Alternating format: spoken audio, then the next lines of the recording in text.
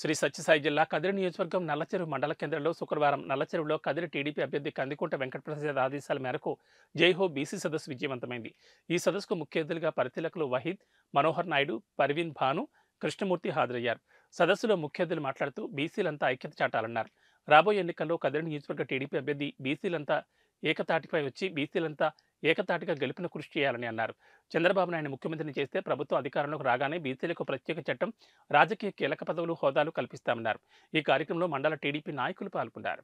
చంద్రబాబు నాయుడు గారు ఆర్థికవేత్త, వ్యాపారవేత్త సొంత లాభం చూసుకుంటాడు. ఆర్థికవేత్త సమాజాన్ని నిర్మిస్తాడు, సమాజంలో ఎకనామిక్ పవర్ హౌసెస్ నిర్మిస్తాడు. అది జగన్మోహన్ రెడ్డి గారికి, చంద్రబాబు నాయుడు గారికి ఉండేటువంటి తేడా. బాగా గమనించండి. నిన్న ఒక ప్రోగ్రాం జరిగింది, ఆసరానో ఏదో ప్రోగ్రాం జరిగింది. ఆసరానో చేయుత ఏదో ఆసరా వేలాదిగా మహిళల్ని, డ్వాక్రా మహిళలందరినీ పోగేసి అందరి ముందర అవి పంచిపెట్టినారు. నాకు అనిపించింది, టోటల్ గా ఆడవాళ్ళందరినీ ఇక్కడ పెట్టారు. ఆడవాళ్ళకి ఏదో వాళ్ళ అకౌంట్లో పథకాలు వేస్తామంటున్నారు. దీన్ని నమ్ముకనే మేము సిద్ధమని ఆయన అంటున్నాడు అని చెప్పి అనిపించింది. మా ఇంటి ముందు ముస్లాం పోతా ఉంటారు. ఆయన రోజు గంపలో జామకాయలు, ఆకుకూరలు, లేకపోతే టమాటోకాయలు ఏవోటి పోయి టౌన్లోకి అమ్ముకొని వస్తుంది. మన బీసీ సభ్యులందరూ ఒక తాటిపైకి వచ్చి ఒక తాను మేము కూర్చున్నామంటే దాంట్లో మేము పాల్గొనడం చాలా సంతోషకరమైన విషయం అని చెప్పేసి ఈ సందర్భంగా చేస్తున్నాను.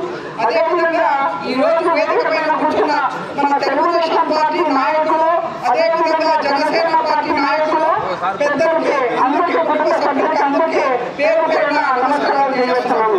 అదేవిధంగా ఈ రోజు సభలో కూర్చున్న మన బీసీ సభ్యులకి, అదేవిధంగా పత్రికా విలేకరులు కూడా పేరు పేరున నమస్కారాలు తెలియజేస్తున్నాను.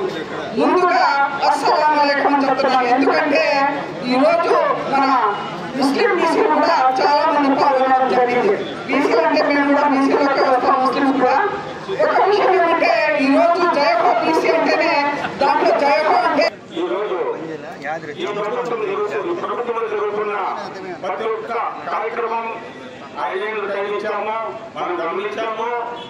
ఈరోజు మనం ఒక నిర్ణయం తీసుకునే టైం వచ్చింది. పార్టీ ఖచ్చితంగా ఏ ఒక్కరు కూడా, ఏ వర్గం కూడా, రైతులైతేనేమి, ఉద్యోగస్తులైతేనేమి, వ్యాపారస్తులైతేనేమి, అన్ని వర్గాల